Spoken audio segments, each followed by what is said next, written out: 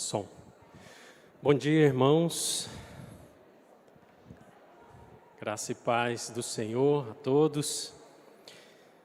Vamos dar início, então, aqui à nossa EBD de hoje.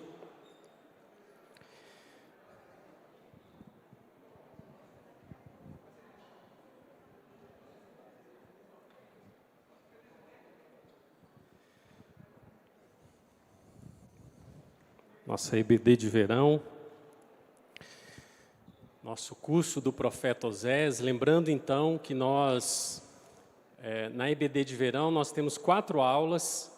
Tivemos a primeira aula no último domingo e hoje então nós teremos a segunda aula dentro da EBD de verão sobre o profeta Oséias.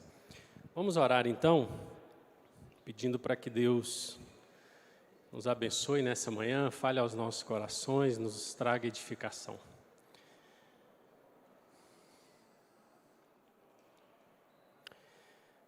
Senhor, nós rendemos graças a Ti, ó Deus, pela Tua palavra. Te rendemos graças, ó Deus, pelo Teu amor, o Teu cuidado sobre as nossas vidas. Te louvamos, ó Deus, porque podemos estar aqui nessa manhã, Pai. Nós temos essa liberdade de Te buscar, de Te adorar, de ler a Tua palavra, de conhecer a Tua palavra. E nós queremos Te pedir, Senhor, que o Senhor possa nos instruir, ó Deus, o Senhor possa falar, Deus, aos nossos corações, de modo que saiamos daqui edificados pela Tua palavra, saiamos daqui, Senhor, desafiados pela Tua palavra, Pai. Nós pedimos isso, pedimos para cada irmão, cada irmã que está aqui, Senhor, nesse momento, para que o Senhor abençoe, para que o Senhor cuide do coração, para que o Senhor trate, Senhor, dos problemas que cada um tem enfrentado e para que as nossas vidas, ó Pai, estejam nas Tuas mãos, debaixo dos Teus cuidados, da Tua proteção, ó Deus. É o que nós te pedimos, ó Deus, nessa manhã, no nome do Senhor Jesus. Amém. Bom, irmãos, hoje nós vamos explorar um tema que é muito significativo, muito recorrente no livro de Oséias, especialmente no trecho que nós vamos focar na aula de hoje, que são os capítulos 4 até o capítulo 7. Então nós vamos falar da falta do conhecimento de Deus. Quando o amor desaparece, a falta do conhecimento de Deus, que era uma das graves acusações de Deus contra Israel. Fazendo uma pequena recapitulação, quem estava aqui na primeira aula? Só para eu ter uma ideia de como é que nós estamos aqui. Ok, bastante gente, né? Quem não estava? Também temos um bom grupo, né?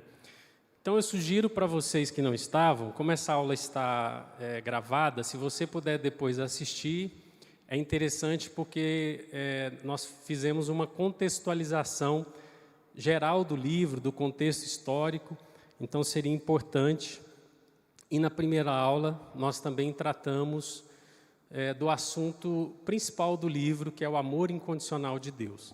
Então, os irmãos puderem, seria bastante interessante. Mas, recordando um pouco aqui do que nós falamos na primeira aula, dando essa visão um pouco mais ampla do livro, Oséias é um dos livros chamados profetas menores.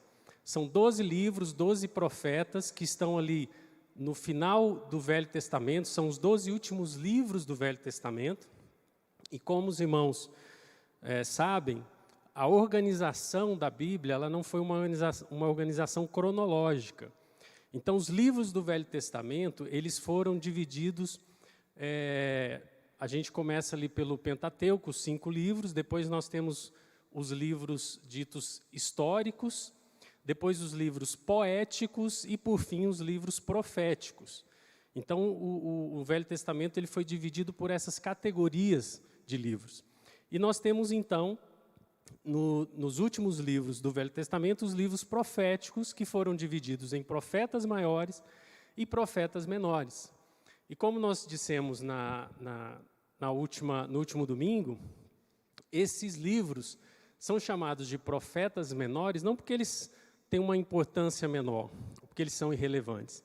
Pelo contrário, né, quando nós lemos esses livros, nós vemos a importância desses livros, a relevância, a atualidade, a importância para nós, como nós estamos estudando aqui com o profeta Oséias. Então, eles são chamados de profetas menores devido ao tamanho dos livros. São livros menores, livros pequenos, e por isso são chamados, então, de profetas menores. Só para os irmãos terem uma ideia, todos os 12 livros dos profetas menores correspondem a 25% do livro do profeta Oséias. Tá? Então, por isso que foram chamados assim. Qual era o momento histórico que Oséias passava quando ele, então, profetiza, quando ele escreve o seu livro, que, abrindo aqui um parêntese, o livro quase todo é escrito em linguagem poética, em poesia. Tá? Então, o momento ali histórico, os estudiosos datam entre 755 e 725 a.C., o período em que Oséias escreve e profetiza no Reino do Norte. Os irmãos se lembram que, após a morte de Salomão, Israel é dividido, 10 tribos se separam da dinastia ali de Davi e criam, então, esse chamado Reino do Norte, ou Israel, cuja capital era Samaria, e 2 reinos, Judá e Benjamim, ficam ali no Reino do Sul, com a capital em Jerusalém. Então, Oséias ele vai escrever, como nós vimos na primeira aula, num momento extremamente crítico da história de Israel. Israel estava às portas de ser destruída. 722 a.C., o Império Assírio invade Israel e toma Samaria, e é o fim, então, do Reino do Norte de Israel. Esse vai ser o período em que Oséias, então, profetiza. E esse período, irmãos, foi um período marcado por uma extrema apostasia, um extremo abandono do Senhor, um período de sincretismo religioso. Eles adoravam a Yahvé, mas adorando outras divindades, uma coisa toda misturada, né? Usavam, inclusive, os elementos do culto a Deus para adorar outros deuses, o deus Baal, o deus cananeu. E era um período de grande corrupção moral e espiritual que o povo vivia. Desde quando o reino se separou, e ele ficou esse período de 209 anos, com a morte de Salomão, até a destruição pela Síria, em 722, nesses 209 anos, o que aconteceu foi só um declínio moral e espiritual em todo o reino, em todo o povo. E isso Oséias nos fala, quando nós lemos no capítulo 4, os versos 1 e 2, que nós vamos falar um pouco mais adiante. Oséias vai nos dizer que era um período onde imperava a violência, imperava a maldade, a prostituição, o roubo, a mentira, a matança. Não havia verdade, não havia amor e não havia o conhecimento de Deus. Nós também falamos aqui, tratamos, irmãos, da mensagem principal do livro de Oséias, que é o amor incondicional de Deus. Deus nos ama apesar de nós, porque se Deus dependesse de nós para nos amar, Deus não teria nenhum motivo para nos amar, e nós vimos isso de uma forma muito vívida, muito clara, e o profeta Oséias coloca isso de uma forma muito vívida, porque a sua família, a sua vida, ela simbolizava isso. Na própria figura do seu casamento com Gomer, dos seus filhos. Vocês se lembram dos nomes dos filhos de Oséias? Quem estava aqui? Qual que era o nome do primeiro filho? Jezreel. O Senhor semeia, o Senhor espalharia o povo. Os nomes dos filhos de Oséias significavam o juízo que Deus traria sobre o povo. Jezreel, o Senhor ia semear o povo, o Senhor ia dispersar o povo. Depois o segundo filho, Loruama, né, que é desfavorecida, o Senhor ia tirar, apartar do povo a sua misericórdia. E o terceiro filho, Lo-ame, não meu povo. Parabéns, André. André acertou os 3, tá, gente? Estava com cola, mas tudo bem. Lo-ame, não meu povo. Deus diz, vocês não são mais o meu povo. Então, eram as palavras de juízo de Deus sobre o povo que viria com a destruição, com a invasão assíria. É importante nós relembrarmos a estrutura do livro, porque a narrativa do livro de Oséias, ela não é uma narrativa linear. Nós temos 3 partes do livro de Oséias que eles vão, cada uma delas vai começar e terminar da mesma forma. Então, nós vimos na primeira aula do capítulo 1 a 3, e as 2 outras sessões, o capítulo 4 a 11 e a terceira do capítulo 12 a 14. Em cada uma dessas partes, nós vemos um movimento, onde os capítulos se iniciam com a ameaça e o juízo de Deus sobre Israel e vai terminar com a promessa de restauração de Deus sobre esse povo. Então, nós vimos na aula passada os capítulos 1 a 3, que são os capítulos introdutórios, mas que vão conter todos os temas do livro. E essas outras 2 partes, elas vão se aprofundar, elas vão detalhar mais esses temas. Bom, hoje nós vamos nos concentrar nos capítulos 4 a 7, nessa segunda sessão, a primeira parte dela, que vai nos mostrar e vai detalhar as acusações de Deus contra Israel, mostrando a corrupção, do povo, a corrupção que começava nas lideranças, nos sacerdotes, nos príncipes, e se espalhava por todo o povo, e que levou, então, ao rompimento da aliança de Deus com o povo. Irmãos, eu não falei na primeira aula, mas é muito importante que vocês leiam o livro de Oséias, tá? Nós estamos aqui, vamos ficar 4 domingos, vocês conseguem ler o livro de uma vez, abriu ali, dá para ler de uma vez, o livro é pequeno, como nós falamos.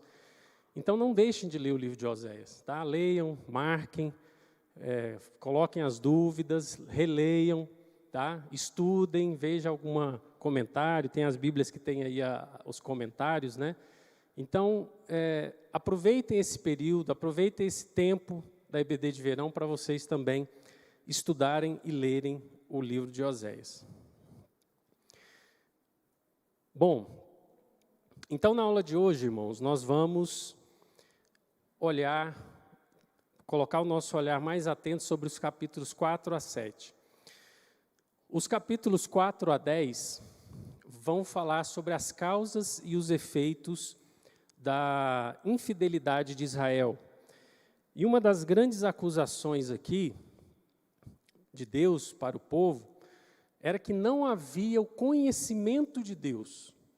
Nós vamos ver nos versículos 1, 6, 12 do capítulo 4, verso 4 do capítulo 5, os versos 3 e 6 do capítulo 6, todos eles falando sobre isso, o conhecimento de Deus, a falta do conhecimento de Deus como uma causa dessa infidelidade do povo. A apostasia do povo vinha principalmente por causa da falta do conhecimento de Deus. Essa era a raiz do abandono ao Senhor, que começava, como nós falamos, nas lideranças, nos sacerdotes e se espalhava pelo povo. Oséias também vai mencionar aqui a hipocrisia da idolatria de Israel, porque Israel quebrava os mandamentos, eles viviam em total desacordo com a palavra de Deus, quebravam os 10 mandamentos, e eles cometiam graves injustiças. E mesmo assim, eles iam para o templo oferecer sacrifícios como se tudo tivesse normal, como se não tivesse problema nenhum. E não estava tudo bem, né? Não estava tudo normal. Não só por causa dessa hipocrisia de Israel, mas porque também eles estavam adorando outros deuses. Estavam misturando a adoração e adorando outros deuses, especialmente o deus cananeu, o deus Baal. Uma outra queixa que nós vamos ver aí nessa porção do livro de Oséias é que Israel, ao invés de depositar sua confiança no Senhor, eles estavam buscando depositar confiança num poderio militar.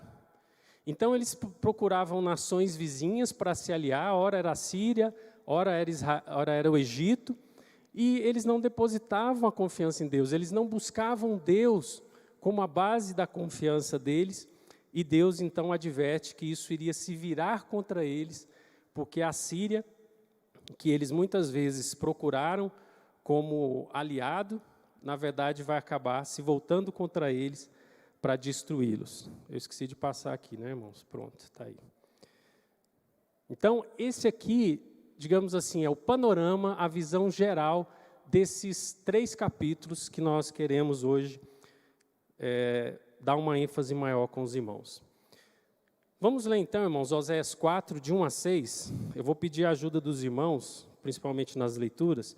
Quem pode ler para a gente? Oséias 4, os versos 1 a 6. O Tiago está com o microfone. Quem puder nos ajudar a fazer essa leitura, por favor. Temos ali um voluntário, é? Isso.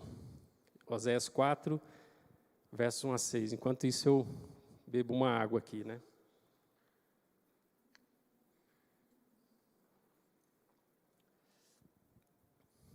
Vamos acompanhar, irmãos.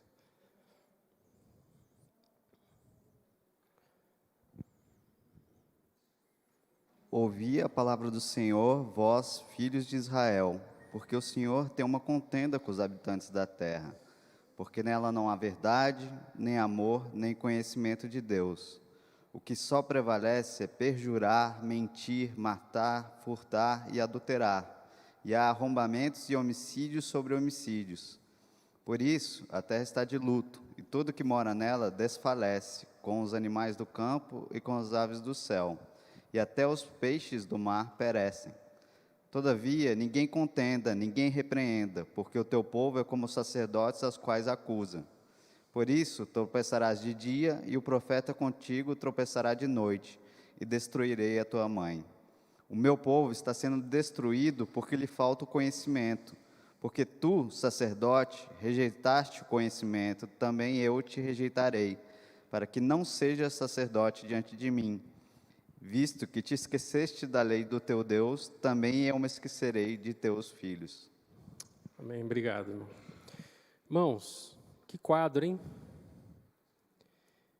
Que quadro terrível.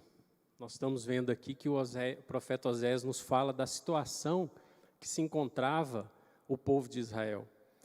Deus tinha então uma contenda, Deus tinha uma acusação legal contra Israel, contra o povo. Ele diz no versículo 6 que o povo estava sendo destruído porque lhe faltava o conhecimento de Deus. Vejam que o profeta nos fala que não havia verdade, não havia amor e não havia conhecimento de Deus. E a falta do conhecimento de Deus era o grande problema aqui, que conduzia a toda essa degradação da sociedade, uma sociedade que não tinha verdade e nem amor. Vejam só o que o reverendo Hernandes Dias Lopes nos chama a atenção para os impactos dessa situação. Ele nos diz o seguinte: não há sociedade humana que possa prevalecer onde estão ausentes a verdade, o amor e o conhecimento de Deus. Esses são os fundamentos da piedade e da moralidade. Esses são os alicerces da família, da igreja e da sociedade. Sem verdade, irmão, seja nas nossas palavras, nas nossas ações, se não existe verdade, era impossível ter confiança nos relacionamentos. Era a perda desses vínculos que unem os indivíduos. Então, imperava o que ali? A desconfiança, o engano, a desonestidade. Isso leva qualquer sociedade ao colapso. Não havia amor, e não havia amor tanto a Deus quanto ao próximo. Nós vamos ver isso bem claro aqui. Não havia essa fraternidade entre amigos, a irmandade entre eles, o vínculo espiritual, a comunhão, a afeição, a busca do bem ao outro. Isso não existia naquele contexto. O John Mackay, que é um teólogo presbiteriano, também comentarista de Oséias, ele nos diz que Israel não tinha um amor fiel pelo Senhor E isso levou a uma degeneração da conduta deles nos relacionamentos mútuos. Então, a falta de verdade, irmãos, a falta de amor, na verdade, era uma evidência ou uma consequência da falta do conhecimento de Deus, do conhecimento real de Deus.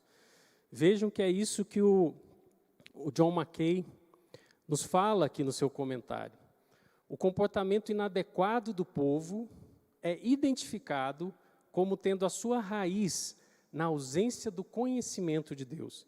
Esse era o grande problema do povo, a falta do conhecimento de Deus. E essa falta do conhecimento de Deus, irmãos, ela estava se evidenciando na desobediência aos mandamentos. Nós vemos, então, uma degradação, um colapso da sociedade, e o profeta ele dá o diagnóstico de uma nação completamente atolada no pecado. A falta de verdade, de amor, como consequência da falta do conhecimento de Deus, se manifestava, se materializava na desobediência aos mandamentos de Deus, na quebra da lei de Deus.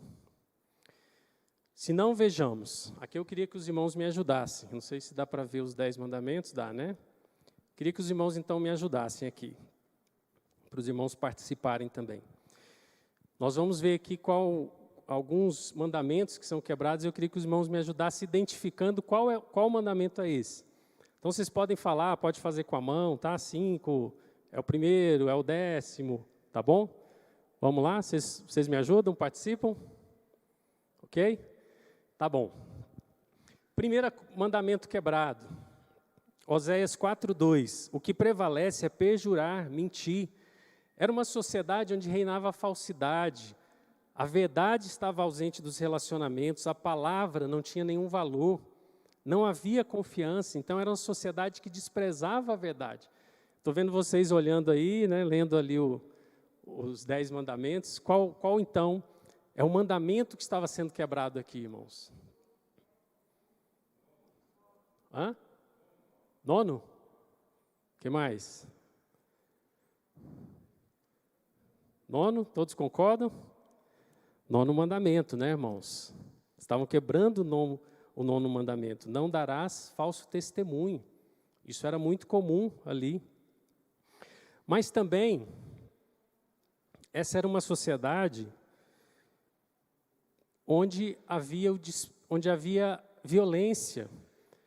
O verso 4.2 também diz, o que prevalece é matar, homicídios sobre homicídios, não havia respeito pela vida humana. Qual mandamento eles estavam quebrando? 6º mandamento, não matarás. Está vendo? O Amaro está acertando todas, né, Amaro? Amaro. Mas não para por aí, irmãos, tem mais coisa. Olha só, uma sociedade desonesta, opressora, o verso 2 também diz, o que prevalece é furtar e arrombamentos. Verso 5:10, os príncipes de Judá são como os que mudam os marcos, que pegam ali a separação dos terrenos, ele aumenta o dele e diminui o do, tomando uma parte do que não é seu. Então, uma sociedade desonesta, opressora, qual mandamentos eles estavam desobedecendo aí, irmãos? Pode acertar de novo aí, Amaro, não tem problema não.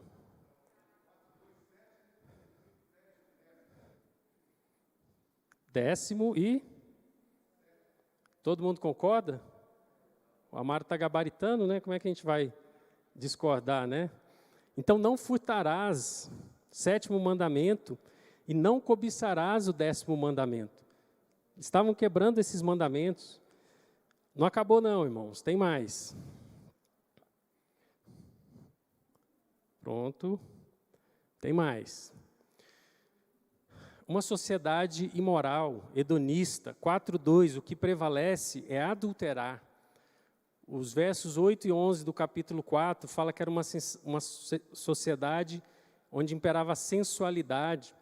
4:14 falava que eles cultuavam, sacrificavam com as prostitutas cultuais.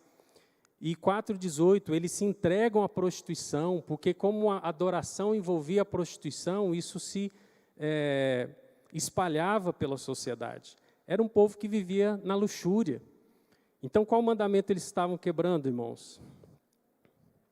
Alguém falou. Sétimo mandamento. Sétimo mandamento. Nós vamos chegar no segundo. De certa forma, tem algumas coisas aqui que elas acabam também entrando, né?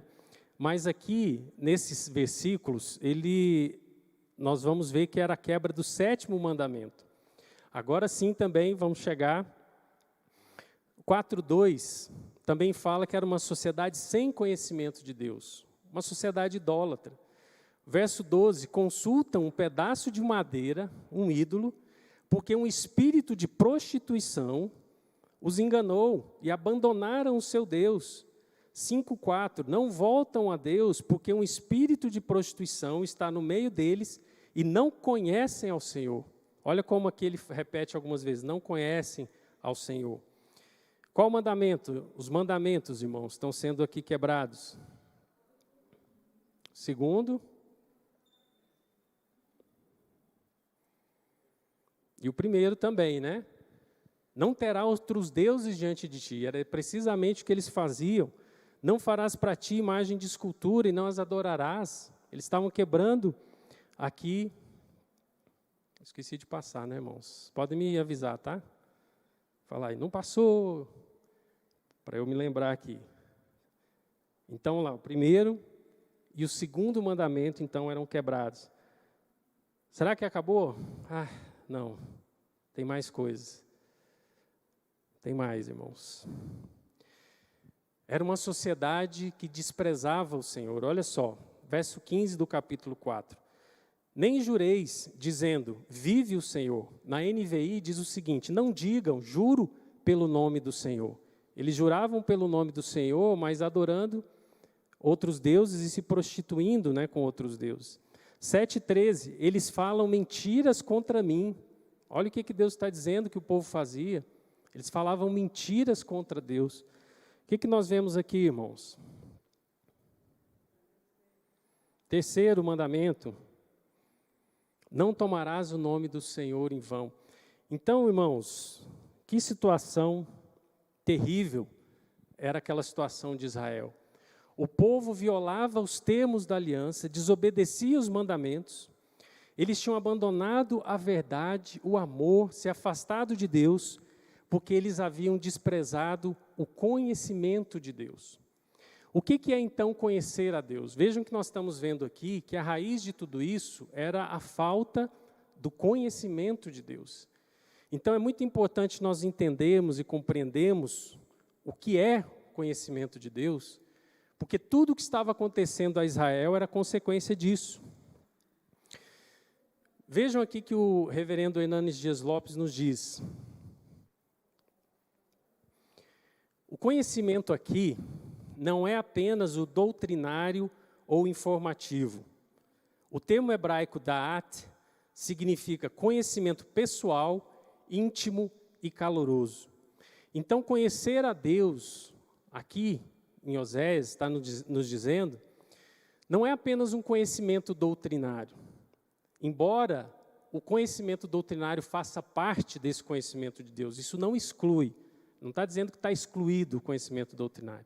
Mas ele está dizendo que não é só esse conhecimento doutrinário. Tem mais coisas.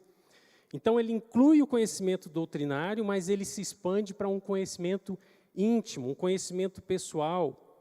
O John Mackay nos fala, no seu comentário, que conhecer em hebraico também tem esse sentido de relacionamento. Relacionamento pessoal e íntimo. Se nós voltarmos um pouco aqui em Oséias, o verso 19 e 20 de Oséias 2, nós vamos ver isso. Quando é que o povo iria conhecer ao Senhor? Quando eles estivessem desfrutando de um relacionamento íntimo e amoroso com Deus. A metáfora que era utilizada aqui nesses 3 primeiros capítulos que nós vimos, a metáfora do casamento, indicava isso. Um relacionamento íntimo, um relacionamento pessoal. Então, nesse contexto, é que o povo teria que o povo então conheceria a Deus, num relacionamento íntimo e pessoal. Então, irmãos, nós podemos dizer o seguinte, que conhecer é relacionar. Conhecer a Deus é ter um relacionamento íntimo e pessoal com Ele. Era isso que estava faltando ao povo de Israel. Agora eu queria que os irmãos prestassem bastante atenção aqui, porque conhecer é ter um relacionamento, conhecer a Deus, é ter um relacionamento íntimo, pessoal com Deus, é amar a Deus, é amar o Senhor Jesus. Agora, vejam só, o profeta Osés, ele nos mostra que Israel violava a aliança, Israel desobedecia os mandamentos de Deus, e ele fazia isso por quê? Porque ele não conhecia a Deus. Eles não tinham um relacionamento com Deus. Eles não amavam a Deus. Então o profeta Osés está nos dizendo que eles não obedeciam a Deus porque eles não amavam a Deus. A desobediência do povo aos mandamentos decorria da falta de amor pelo Senhor. Então, irmãos, significa que ter um relacionamento com Deus, conhecer a Deus, significa amar e obedecer a Deus. Essas duas coisas, elas andam juntas, elas são inseparáveis. Amor e obediência são coisas inseparáveis. Não existe amor sem obediência. E não existe obediência sem amor. Veja só o que o Senhor Jesus nos fala aqui em João capítulo 14.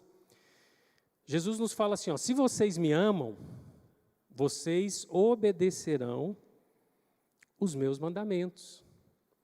E no verso 21, Jesus fala assim, quem tem os meus mandamentos e lhes obedece, esse é o que me ama.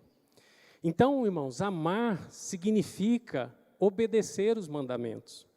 E quem obedece os mandamentos, ama ao Senhor. Está vendo como amar e obedecer são coisas que não se separam, são como dois lados de uma mesma moeda? Existe, então, esse relacionamento eterno entre a lei e o amor, a obediência e o amor. Eu queria que alguém lesse aí Mateus para nós, por favor, Mateus 22, 35 a 40. Por que essas duas coisas não se separam? Quem pode nos ajudar nessa leitura?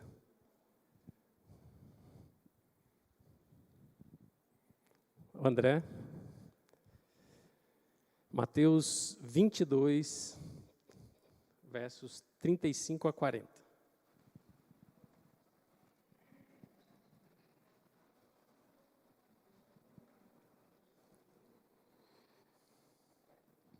E um deles, intérprete da lei, experimentando, lhe perguntou, Mestre, qual é o grande mandamento da lei? Respondeu-lhe Jesus, amarás o Senhor teu Deus de todo o teu coração, de toda a tua alma e de todo o teu entendimento. Este é o grande e primeiro mandamento. O segundo, semelhante a este, é, amarás o teu próximo como a ti mesmo. Destes dois mandamentos dependem toda a lei dos profetas e os profetas. Reunidos os fariseus... Até aí, 40. Até 40, né? Obrigado, André. Irmãos, vejam só, por que eles não se separam? Jesus está nos dizendo aí que o grande mandamento da lei que nós temos que obedecer é o quê? É o amor. O amor é o resumo da lei. Amar a Deus e amar ao próximo. Jesus diz que desse mandamento, que é amar a Deus e ao próximo, depende toda a lei e os profetas. Então, quando nós obedecemos os mandamentos, nós estamos fazendo o quê? Nós estamos expressando amor por Deus e pelo próximo. Amar a Deus e ao próximo significa obedecer os mandamentos. E a gente sabe que isso só é possível por meio de Cristo, no nosso caminho de santidade. Vamos ler Romanos também 13, 8 a 10, se alguém puder fazer essa gentileza. Romanos 13, 8 a 10. Quem pode nos ajudar? Obrigado. Romanos 13, de 8 a 10. A ninguém fiqueis devendo coisa alguma, exceto o amor com que vos ameis uns aos outros. Pois quem ama ao próximo tem cumprido a lei. Pois isto: não adulterarás, não matarás, não furtarás, não cobiçarás, e se há qualquer outro mandamento, tudo nesta palavra se resume: amarás o teu próximo como a ti mesmo. O amor não pratica o mal contra o próximo, de sorte que o cumprimento da lei é o amor. Olha só o que o apóstolo Paulo está nos dizendo. Ele está dizendo que quem ama, cumpre a lei. Quem ama, obedece a lei, os mandamentos. Então, irmãos, amor e obediência, não dá para separar essas duas coisas. Tem algumas pessoas que querem separar. Tem gente que acha que tem que obedecer, mas sem amor. Isso aí a gente chama de quê? De legalismo, não é isso? Isso é o legalismo. E outra coisa, se a pessoa quer obedecer sem amor, sem intimidade, sem relacionamento com Deus, isso vai se tornar, na verdade, uma maldição na vida dela. Ela não vai dar conta, né? Então, isso é o que a gente chama de legalismo. Mas tem aqueles também que acham que basta amar, só precisamos de amar. Não temos que obedecer nada, lei nenhuma, mandamento nenhum. A gente só precisa amar. Esses são os chamados antinomistas, né? Aqueles que são anti-lei, que acham, não, nós precisamos só amar. Mas está muito claro aqui, irmãos, para nós, na palavra de Deus, que conhecer a Deus é nós termos um relacionamento íntimo e pessoal com Deus, que é expresso em amor e em obediência. Jesus está deixa isso muito claro para nós. O apóstolo João também, lá em 1 João 5,3, diz o seguinte: nisto consiste o amor a Deus, em obedecer os seus mandamentos. E os seus mandamentos não são pesados. Não são pesados para aqueles que desfrutam de um relacionamento amoroso com Deus. Então, irmãos, conhecer a Deus é relacionar com Deus, e esse relacionamento com Deus, ele envolve amor e obediência a Deus. Tá bom? Está parecendo uma aula de matemática, né? Tem mais, igual, seta, mas o importante é que nós compreendamos isso. Esse senhor simpático aí, o Sproul, já falecido, em 2017, inclusive ele me lembra muito o Valtinho, assim, não só pela simpatia, mas também a fisionomia dele, né? Mas o Sproul, ele vai nos dizer, então, que todos os crentes crescem na fé ao observarem, quer dizer, obedecerem os mandamentos de Deus, não para granjearem o favor de Deus, mas movidos por uma amorosa gratidão pela graça que já lhes foi concedida através da obra de Cristo. Nós não fomos salvos, irmãos, por obedecer os mandamentos, porque nós não estamos sobre a condenação da lei de Deus, porque nós somos resgatados por Cristo, nós somos salvos por Cristo. Mas nós obedecemos a lei como uma resposta, nós obedecemos os mandamentos como uma resposta de amor a Deus, trilhando o nosso caminho de santidade.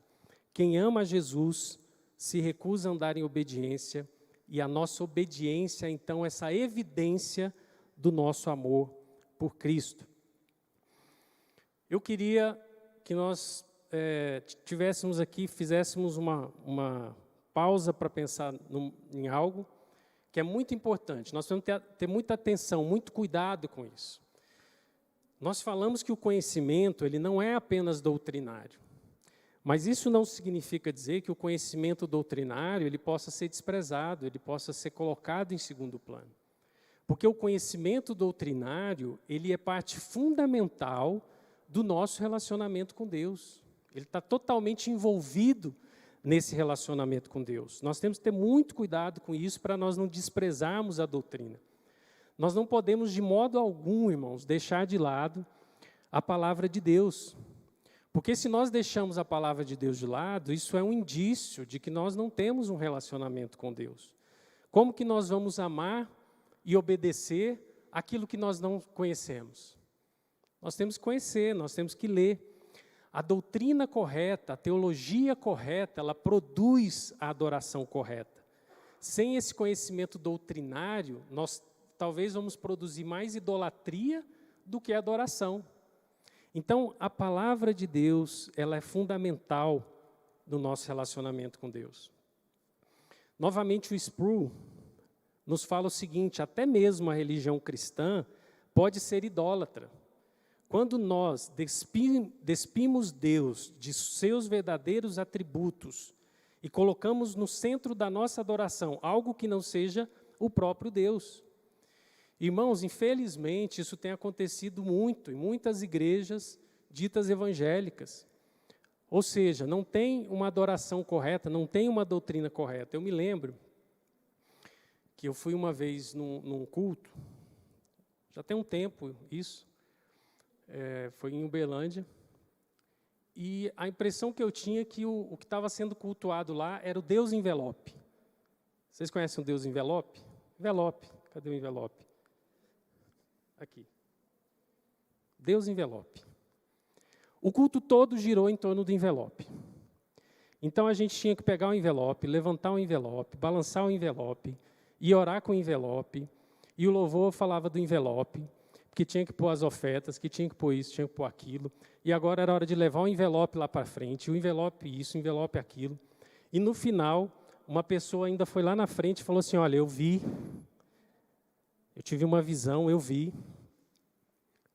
os anjos do céu vindo e buscando os envelopes, e levaram para o céu. Então, irmãos, parece que a adoração que estava ali era o envelope. O Deus ali era o Deus envelope, era o Deus dinheiro, né? Então, nós temos que tomar cuidado, porque quando nós não temos conhecimento doutrinário, nós podemos não adorar, mas idolatrar. E é um cuidado que nós temos que ter, porque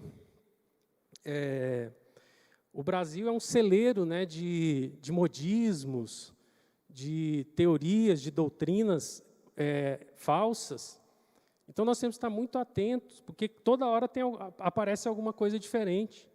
Nós temos que estar fundamentados na palavra, na doutrina, na teologia, porque aí sim nós vamos entender e adorar corretamente o Senhor. Nós temos que ser igual o salmista, irmãos. Nós temos que guardar essa palavra no nosso coração, para nós não pecarmos, para nós termos o correto conhecimento de Deus e não cairmos em idolatrias. Nós temos que ler, nós temos que meditar, nós temos que estudar essa palavra e temos que fazer isso de uma maneira prazerosa, porque aquele que ama o Senhor, ele sente prazer na lei de Deus, ele sente prazer em conhecer mais a Deus, ele sente prazer em ler o texto, ele sente prazer em conhecer mais e aprender mais. Então nós temos que ser como o salmista, nós temos que ter, irmãos, um zelo com essa palavra, um amor com essa palavra. Nós temos que entender, talvez, o quanto essa palavra é valiosa. O tesouro que a palavra de Deus é. Porque às vezes nós somos negligentes. Às vezes nós somos até preguiçosos. Nós temos que nos empenhar, irmãos, nós temos que nos dedicar.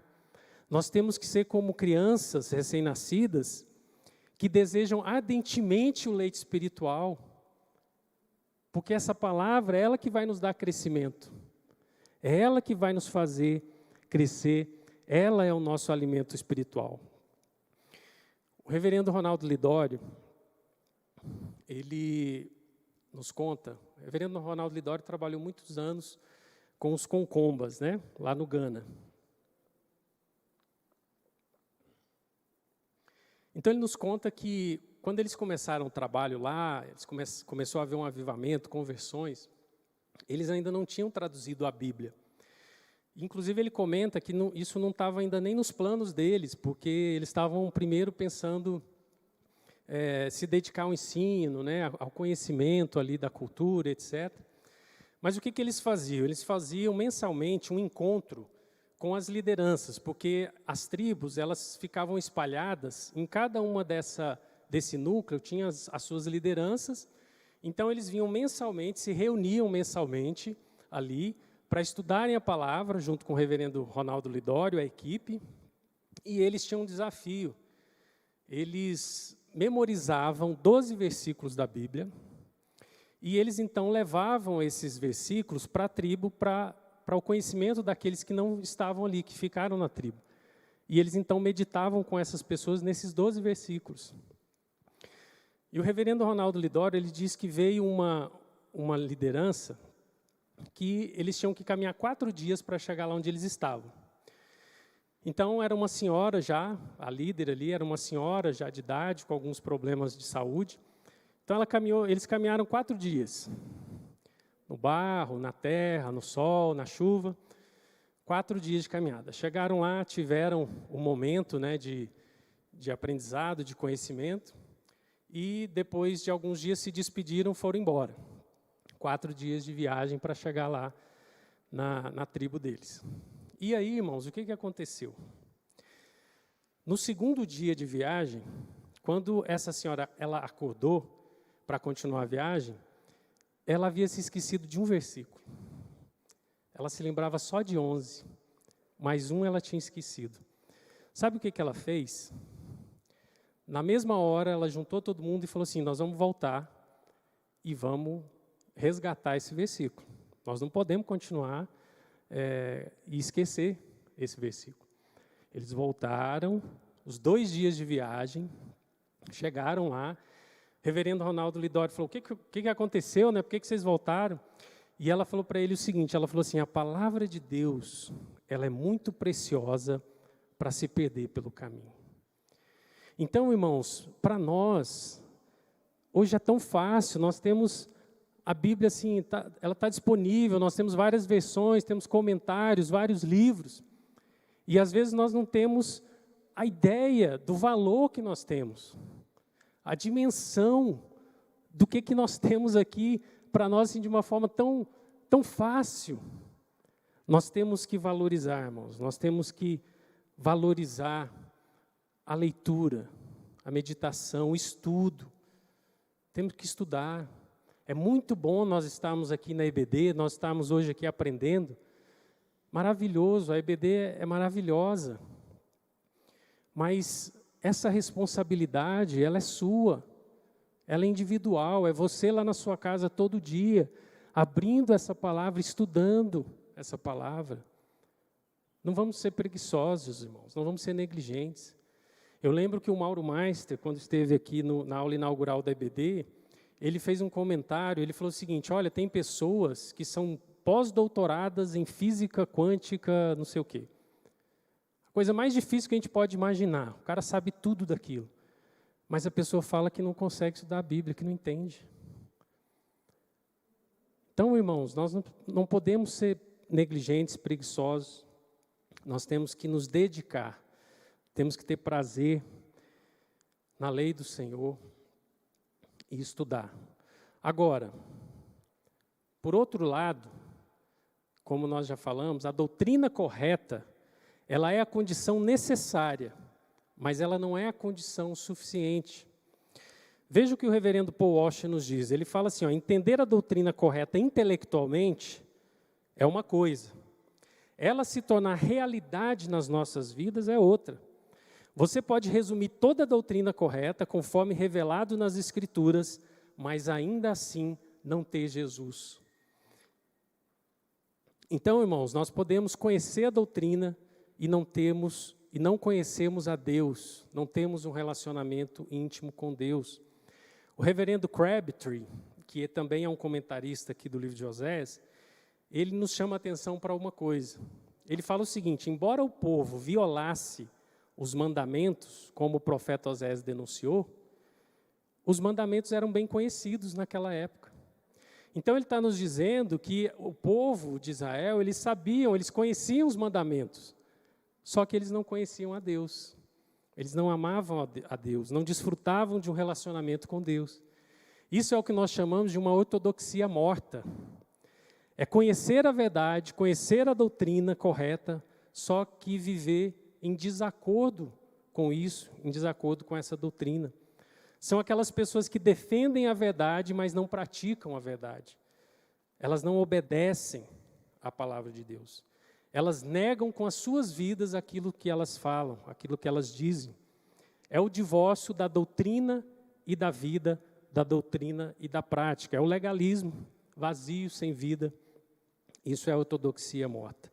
O povo conhecia os mandamentos, mas eles não desfrutavam de um relacionamento com Deus. Irmãos, nós não podemos falar de relacionamento com Deus e não falar da oração. Porque a oração é um meio de graça. A oração nada mais é do que ter comunhão com Deus, ter relacionamento com Deus. É conversar com Deus. É um dos meios que Deus nos deu para nós cultivarmos um relacionamento com Ele, um relacionamento com Deus. Então, a oração, ela é fundamental no nosso relacionamento com Deus, irmãos. Se nós não oramos, nós não temos a prática da oração, e o apóstolo Paulo aqui nos diz que nós temos que orar sem cessar, em todo o tempo, em todos os momentos, em todas as oportunidades. Se nós não temos isso, então provavelmente não temos um relacionamento íntimo com o Senhor. É fundamental para nós, é fundamental para o crente. O reverendo John Piper, ele nos fala o seguinte: uma das maiores utilidades do Twitter e do Facebook será provar no último dia que a falta de oração não era por falta de tempo. Porque a falta de tempo é uma das principais queixas nossas, não é? Para falar, não tenho tempo para orar, porque é tudo muito corrido, né? Eu não tenho tempo, já ouvi isso muito também. Então, o John Piper está dizendo, olha, o Facebook, o Twitter, o que mais? Instagram, Netflix, isso aí que você está pensando mesmo. É o que está aí na sua cabeça, tá? Tudo isso, irmãos, são evidências de que não é falta de tempo. E eu lembro do reverendo Marcos Alexandre aqui nos falando, pregando, e ele dizia o seguinte, ele falava, tempo é amor. Tempo é amor. Nós dedicamos tempo para aquilo que nós amamos. O amor é que determina a nossa agenda. As coisas que nós amamos, elas estarão na nossa agenda. Se nós amamos a Deus, na nossa agenda vai ter lá oração, vai ter lá leitura, meditação, estudo na palavra de Deus, vai ter lá comunhão com os irmãos, né? Participar aqui dos cultos. Essas coisas vão fazer parte. Porque o que vai determinar a nossa agenda, que vai ter prioridade na nossa agenda, são aquelas coisas que nós amamos. Então, nós temos que ter muito cuidado, irmãos, e refletirmos muito sobre isso. Para nós, então, finalizarmos aqui a nossa aula, nós vamos ler aqui Oséias, capítulo 6, os versos de 1 a 6. Esses versículos são praticamente uma aplicação do que nós falamos aqui sobre o relacionamento com Deus. Veja só o que Oséias diz. O povo começa então falando, vinde, tornemos para o Senhor, porque Ele nos despedaçou e nos sarará. Ele fez a ferida e a ligará. Depois de 2 dias nos revigorará, ao 3º dia nos levantará e viveremos diante dEle. Conheçamos e prossigamos em conhecer ao Senhor. Como a alva, a sua vinda é certa, e Ele descerá sobre nós como a chuva serôdia que rega a terra. Agora, o Senhor falando com o povo. Que te farei, ó Efraim? Que te farei, ó Judá? Porque o vosso amor é como a nuvem da manhã, é como o orvalho da madrugada, que cedo passa. Por isso os abati por meio dos profetas, pela palavra da minha boca os matei, e os meus juízos sairão como a luz, pois misericórdia quero e não sacrifícios, e conhecimento de Deus mais do que holocaustos. Olha só o conhecimento de Deus aqui novamente. Então, irmãos, reverendo Hernandes Dias Lopes nos fala o seguinte: diante do castigo iminente, o povo esboça uma reação de volta para Deus, sinalizando uma conversão ao Senhor. Porém, será que essa volta é de todo o coração? Vejam, quando nós olhamos a resposta de Deus ao povo, versículos 4 a 6, né, em resposta ao que o povo fala no versículo 1 a 3, a resposta de Deus nos mostra que essa conversão era uma conversão superficial. É o que a gente chama de fogo de palha, né? Era um fogo de palha. O amor de Israel era passageiro igual ao orvalho da manhã. Né? Você acorda ali, veio aquele orvalho, mas daqui a pouquinho acabou, não tem mais. E Deus está falando que era assim com o povo. Eles ofereciam sacrifícios, holocaustos, mas, ou seja, eles obedeciam, né, os ritos religiosos, mas Deus os repreende, porque eles não tinham conhecimento de Deus, ou seja, não se relacionavam com Deus, e eles também não tinham misericórdia, ou seja, não tinham amor ao próximo, não havia amor a Deus e não havia amor ao próximo, e Deus os repreende. Então, irmãos, eles não tinham mudado as suas atitudes, eram palavras bonitas, mas não havia nenhum tipo de arrependimento. Eles estavam interessados no que Deus podia fazer para eles. Olha, se Deus nos ouvir e nos atender, é ótimo, vamos adorar a Deus, mas se não, talvez é melhor a gente continuar com Baal aqui, né? Vamos ver o que Deus pode fazer por nós, o que Deus pode nos dar. É esse pragmatismo religioso. Então, eles queriam desfrutar as bênçãos de Deus, mas não queriam desfrutar de Deus.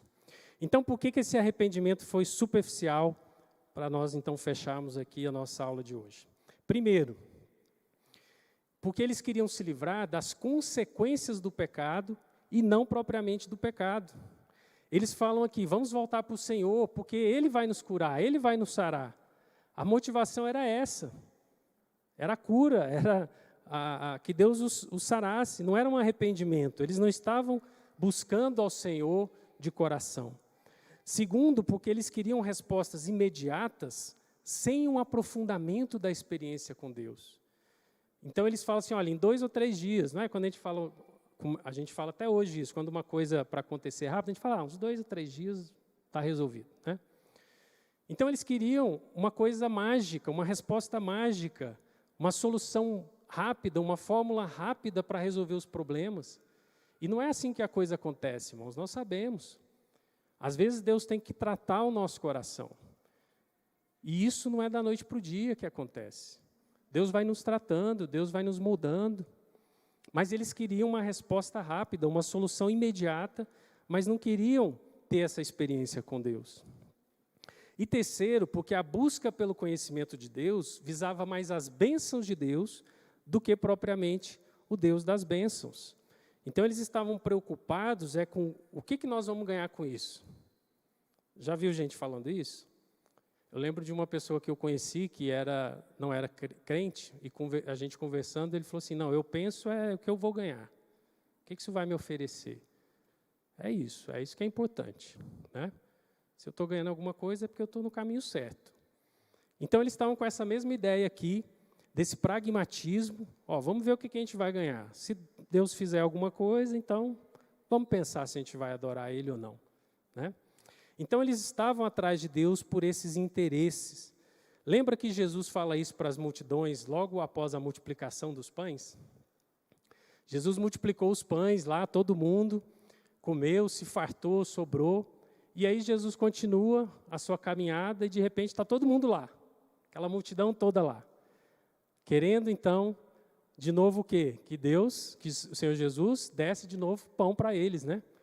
Jesus fala para eles, olha, João 6, 26, a verdade é que vocês estão me procurando não porque vocês viram sinais miraculosos, mas porque comeram os pães e ficaram satisfeitos. Não trabalhem pela comida que se estraga, mas pela comida que permanece para a vida eterna, o qual o Filho do Homem lhes dará. Trabalhem para ter esse relacionamento com Cristo, não para ter bênçãos. As bênçãos virão, irmãos, porque o Senhor é um Deus bondoso, misericordioso, amoroso, vai nos abençoar. Concluindo, o reverendo Hernandes Dias Lopes nos diz, as palavras eram bonitas, externamente tudo parecia perfeito, porém quando Deus sondou o coração do povo, viu que nada era sincero e nada fazia sentido. Essas palavras brotavam de um coração sem amor profundo e duradouro por Deus.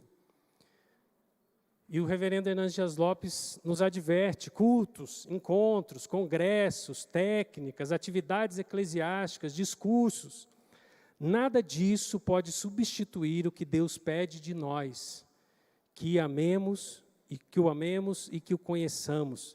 Isso é conversão.